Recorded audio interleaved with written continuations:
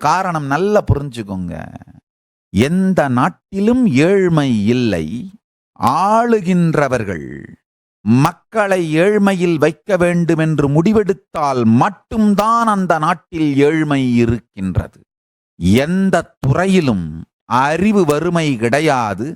அந்த துறையை தன் கட்டுப்பாட்டில் வைத்திருப்பவர்கள் அறிவு வறுமையின் மூலமாக மக்களை தன் கட்டுப்பாட்டில் வைத்திருக்க நினைத்தால் மட்டுமே அறிவு வறுமை அந்த துறையில் இருக்கும்.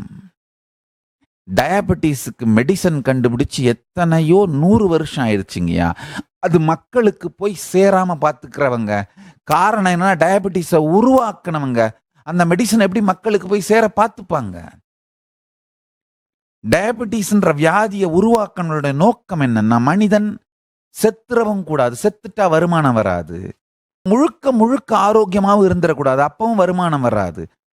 அவன் போகணும், உழைக்கணும், சம்பாதிக்கணும், பணத்தை இவங்களுக்கு கட்டிக்கிட்டே இருக்கணும். இதுதான் மெடிக்கல் டெரரிசம் டாக்ஸ்ன்னு சொல்றேன். மருத்துவ தீவிரவாத வரி.